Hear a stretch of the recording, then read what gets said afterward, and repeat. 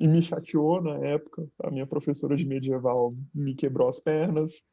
Outra coisa que ela fez, que eu não me esqueço, foi me dizer que em torno dos castelos medievais não tem um fosso com água e crocodilos e tubarões e tudo mais. Então, assim, essas coisas todas se quebraram. E eu nem para ter tido senso crítico o suficiente para pensar que um crocodilo e um tubarão, velho, um é um bicho de água doce e o outro é um bicho de água salgada. Exato. Eles podiam estar lá. Tudo bom, galera? Meu nome é Jorge, eu sou professor de História e você está vendo o História com Jorge, o canal onde a gente joga videogame, assiste aula de História e, se você está vendo essa telinha do Zoom dividida, você já sabe que tem convidado especial. Então, aqui do meu lado eu tenho o meu caríssimo Bruno Passos, amigão meu de trabalho, parceiraço de vida e de coisas nerds divertidas, lá do Passos Nerds. Tudo bem contigo aí, Brunão? Tudo ótimo, cara. Muito obrigado por me chamar para falar de um cineasta tão importante para a história do cinema, de tamanha qualidade, que é gostoso ver e rever os filmes dele, ainda mais para quem quer estudar cinema e para entender a influência desse cara no cinema de hoje, e também para falar de um jogo que foi, com seus defeitos, divertidíssimo de jogar e muito bonito de se ver, que é o Ghost of Tsushima, que tem esse modo Kurosawa e que foi o estopim para a gente conversar de fazer esse trabalho aqui. Isso aí, cara. Então, hoje a gente vai fazer uma parada meio com três frentes, né? A gente vai discutir cinema, história e videogames. Tem um diálogo enorme entre essas três áreas, muito mais do que a gente imagina, e a função da gente hoje é bater um papo e ver até onde a gente consegue chegar explorando isso aqui. Lembrando também que o outro pedaço desse vídeo está publicado lá no canal do Bruno. Maravilha? Então vale a pena ver os dois para vocês ficarem por dentro do papo como um todo. Certo? Então, enquanto isso, vamos fazer o de sempre, galera. Aperta aí o seu cinto, se segura na cadeira e partiola de história, gente. Falou!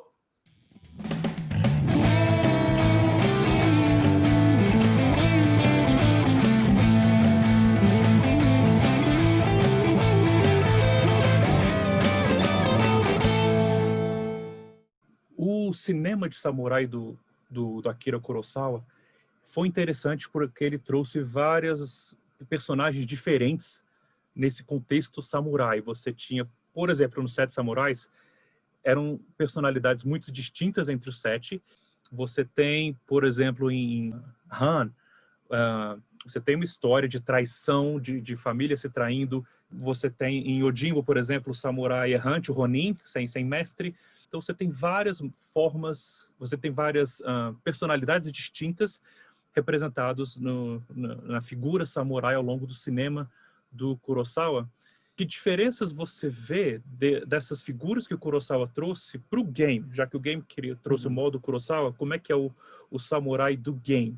E, quem sabe, o samurai da cultura pop ocidental, como a gente vê ele. Vamos lá, porque tem muito terreno para cobrir para poder responder isso a contento. A impressão que eu tenho é que os samurais do Kurosawa são muito mais historicamente realistas do que os samurais do Ghost of Tsushima.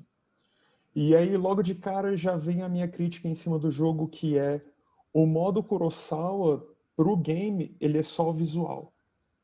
Porque os personagens, e especialmente o Jin, não tem a profundidade que tem os personagens do cinema do Kurosawa, não tem o conflito, o game é muito preto no branco, assim, de olha, esses são os bonzinhos, esses são os malvados, e vamos jogando aqui, o negócio é acabar com eles e tal. Mas para a gente poder pensar nisso, a gente tem que lembrar assim, o Ghost of Tsushima, na verdade, ele é o que o Ocidente, ou seja, nós, o Ocidente não especializado em história, imagina que seja o samurai.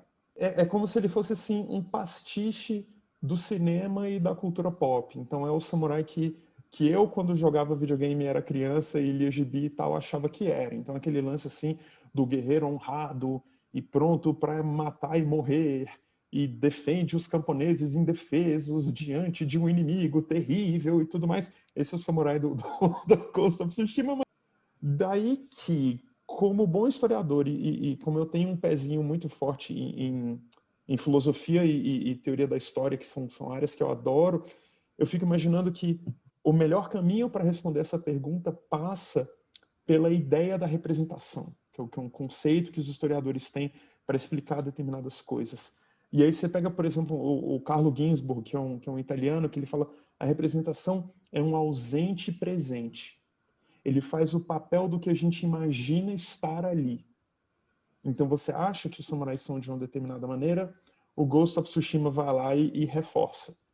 O Kurosawa, por outro lado, fala: não, querido, não é assim, não. É de outro jeito. Sacou? Então, o Kurosawa, não vou dizer que ele leu, mas me lembra muito o Edgar Morin, sacou? Porque ele fala assim: a representação é uma placa giratória entre o real e o imaginado. Então, às vezes encaixa, às vezes não encaixa. Mas o papa da representação mesmo é um outro francês, que é o Roger Chartier.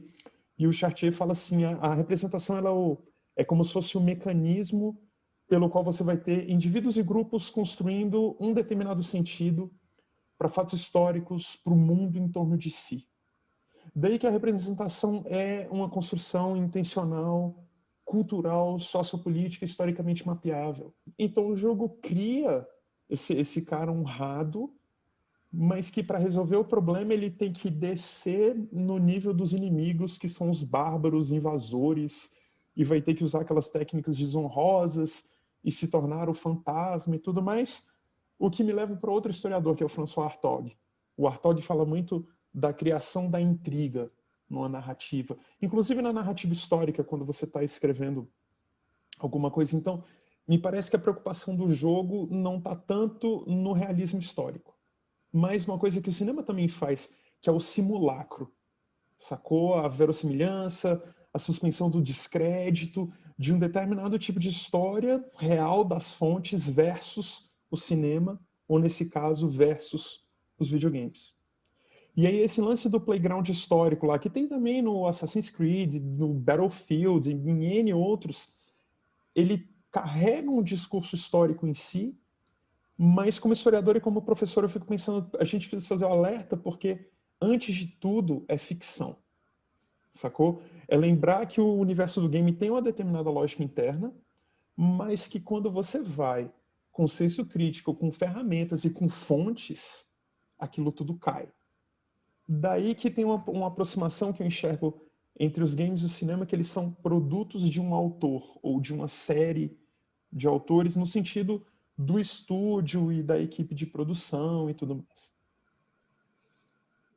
E o que a gente fala para os nossos espectadores, desde que a gente gravou Gladiador, né? Uhum. Assiste algo de cultura pop sobre um período histórico, pode ser seu ponto de partida. Você não pode já abraçar, foi assim. Uhum. Ainda mais quando a coisa é extremamente romantizada, como era a Roma daquele filme, como é a figura do samurai nesse jogo, que você falou, achatar 1000 anos de história, em tantos períodos diferentes da história japonesa, em que você passa, você vê o grupo de mongóis com um refém amarrado e você tem que ir lá salvar. É. Aí você Não, o Jin é o salva. salvador da pátria, cara. É o salvador da pátria. E ele sempre fala, toda missãozinha dessa termina com ele falando: vai para não sei onde, relaxa, eu tomo conta. Como a gente vê o período feudal japonês? Porque eu lembro, pelo menos, não sei como é que está hoje em dia no currículo, mas eu estudei muito modelo feudal europeu. Uhum. Eu tive quase nada de aula sobre como era o modelo feudal japonês. E quais diferenças tem? O jogo traz isso de uma forma distinta, onde era para ser distinto, similar, onde era para ser similar? Há alguma similaridade? Uhum. Tá. Vamos lá. Primeiro passo é que a gente tem que separar o que é uma coisa, o que é a outra, quanto tempo dura, tudo mais. Mas vamos começar pelas semelhanças e pelos cuidados iniciais, que eu acho que aí fica mais fácil. Então, a gente está falando de dois períodos históricos extremamente longos, com quase 1000 anos de duração, e que internamente tem várias fases, etapas, eventos, processos rolando em paralelo e tal. Mas se eu tivesse que apontar as semelhanças, primeiro eu diria que nos dois casos a gente vai ter pirâmides sociais extremamente rígidas, muito, muito mesmo, com baixíssima mobilidade social, com camponeses que não possuem terra, que pagam impostos e que trabalham para sustentar os demais membros da pirâmide que ocupam espaços acima deles, e que, evidentemente, nos dois casos, a gente está falando de uma sociedade altamente sexista, onde homens detêm muito mais poder, seja econômico, seja político, seja, enfim, de que tipo for, do que mulheres. Então, esse é o passo 1. Massa. A outra coisa que a gente precisa desfazer são aquelas equivalências que eu tinha quando era garoto, do tipo, não, o samurai e o cavaleiro medieval são basicamente a mesma coisa, a diferença é onde eles moram, e da mesma maneira como eu tenho o Bushido, eu supostamente teria o código de cavalaria para a Europa, e vambora, segue, e é igual. Só que aí uma coisa aconteceu que de tudo que eu podia ter feito na vida, eu fui fazer faculdade de História. Então, alguns mitos quebraram. E esse foi um deles.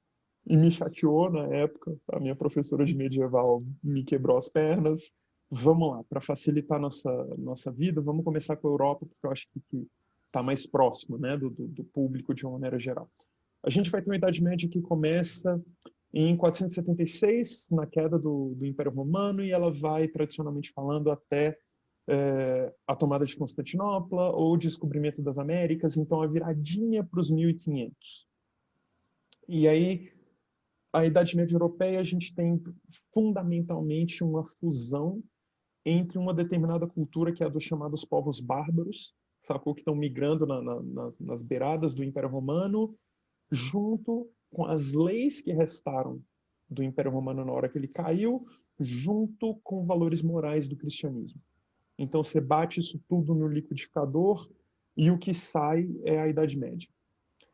E aí é muito louco porque, ao mesmo tempo que a gente tem um período que é focado em fé católica e teocentrismo e tal, então ela tem uma determinada unidade religiosa, do outro lado, a unidade política inexiste.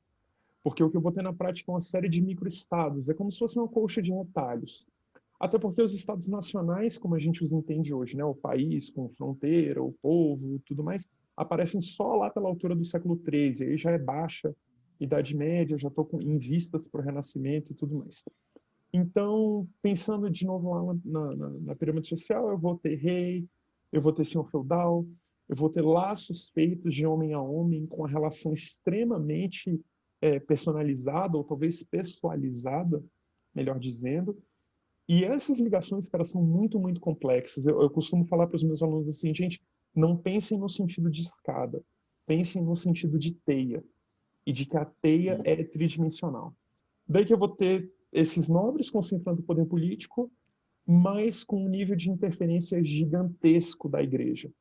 Por causa, por exemplo, de compra e venda de cargos, de irmãos, que, por exemplo, o filho mais velho se torna nobre, e aí o cara vai ser duque, conde, visconde, sei lá o quê.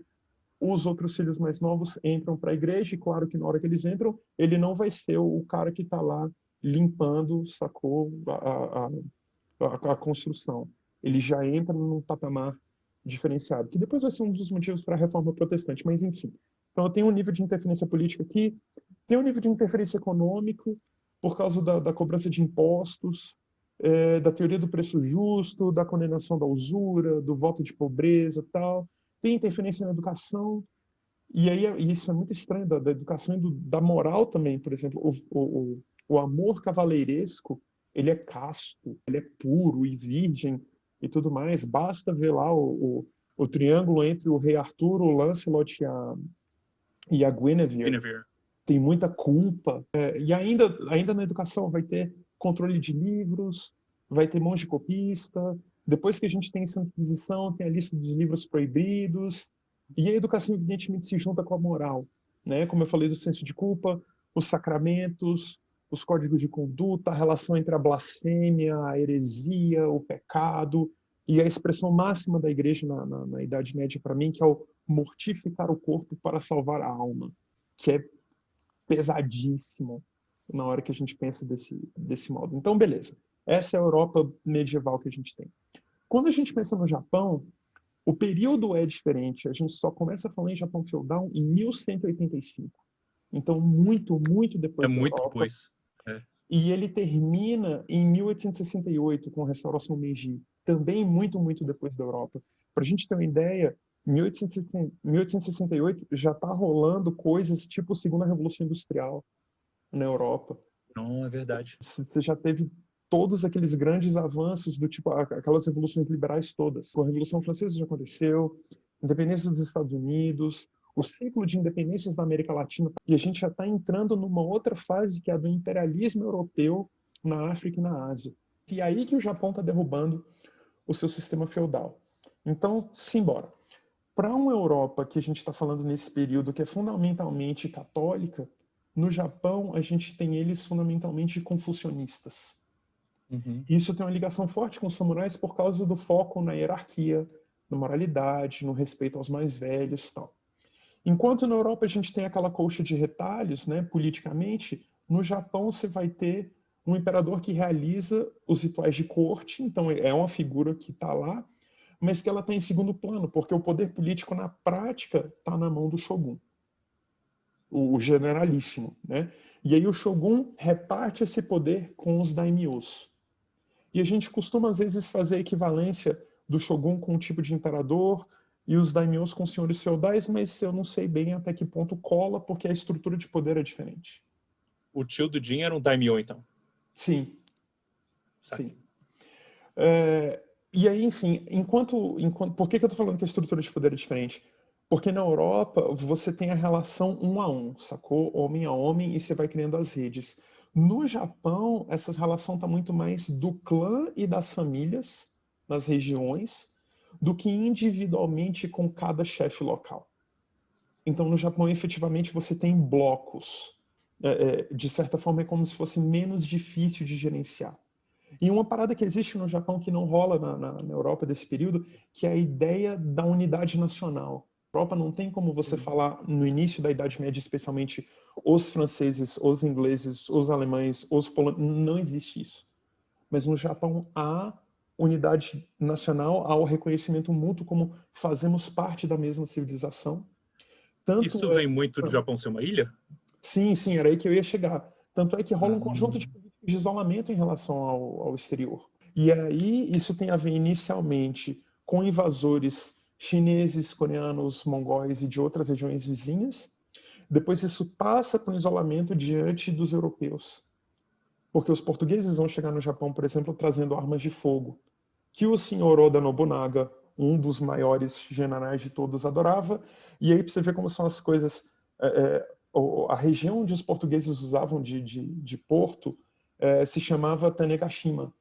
E os rifles ganham o apelido de Tanegashima também, por causa disso. Mas o ponto é, enquanto na Europa a gente tem uma estrutura muito complexa de nobreza e de clero manipulando o jogo e ditando regras e tudo mais, especialmente o clero por causa do teocentrismo, no Japão eu vou ter uma classe guerreira, sacou? E essa classe samuraica, que, como eu falei antes, vai sendo construída ao longo de séculos, é a classe que dita, olha, aqui está a política, aqui está a moral, os costumes, a educação, o imposto, pai, é assim que o sistema funciona. E zero de mobilidade social, porque afinal de contas isso nos beneficia. Então esses samurais não são tão bonzinhos e amantes do povo quanto a gente acha. Eu tinha lido já quando o Japão deixou de ser feudal, né? Você falou 1868. Uhum. Mas quando você para pensar que o Japão era feudal menos de 200 anos atrás, é muito recente ainda, é muito impressionante. É muito impressionante ver a mudança da sociedade feudal para a sociedade japonesa hoje. Uhum. Foi muito em pouco tempo. Foi muito rápido, cara. Foi muito rápido. E é muito doido que assim, o Japão já vira uma potência imperialista logo em seguida. Tem um medo gigantesco com a chegada do Commodore Perry. E, aliás, piada aqui do cinema e da série de TV, o nome desse cara é Matthew Perry, que é o ator que faz o Chandler. É verdade. The Friends. E desde o dia que me deu esse estalo, cara, eu fico imaginando o Chandler Bing dentro do barco, tá ligado? Chegando. Chegando e falando... Como é que é o tom que ele falava? Cara, então, assim, imagina ele comentando que sei lá, que o Japão feudal é muito recente. Could it be any more recent? Por aí mesmo. Mas enfim, ó, pra você ver como as coisas são estranhas. A gente vai ter a queda do shogunato, e logo em seguida você tem a instalação do governo Meiji. O Japão se torna potência internacional, vence a Rússia em 1904 e se expande em torno de China, Coreia e outros vizinhos para poder fazer aquele movimento todo do imperialismo e do fascismo para descambar na Segunda Guerra Mundial com a esfera de influência japonesa. Então virou muito rápido, velho. E aproveitando então que você mencionou do Japão Imperial, o Kurosawa sofreu censura no começo ali da carreira, quando você considera a carreira dele como um todo, é o começo da carreira dele ali. Qual era o contexto sociopolítico, cultural da época que levava a essas censuras? É muito doido a gente pensar no nome que ele é hoje, num diretor do tamanho que ele é, com o legado que ele tem, de olhar para trás e falar assim, como assim esse cara sofreu censura? Mas interessante também, ele sempre foi cercado de controvérsia, né? Tem uma boa parte do público japonês que nunca comprou muito a coisa dele, sempre achou ele um pouco ocidentalizado demais. Muito por causa dessa influência dele do cinema faroeste, depois influenciando. Tem gente que nunca engoliu isso bem. E curioso assim, pensar no Kurosawa dos anos 40. E aí, como diz lá o Alfredo Bozzi, cara, historiador, as datas são um iceberg. Sacou? A pontinha dela revela um determinado contexto submerso para a gente dar uma olhada. Então, o primeiro caso é 43, é o Sugata Sanshiro, que é sobre um judoca viajante. E aí, velho, é surreal. O filme é censurado porque ele foi considerado pelo governo imperial japonês, fascista, tempos de guerra e tudo mais, ele foi muito ocidentalizado. Então, velho...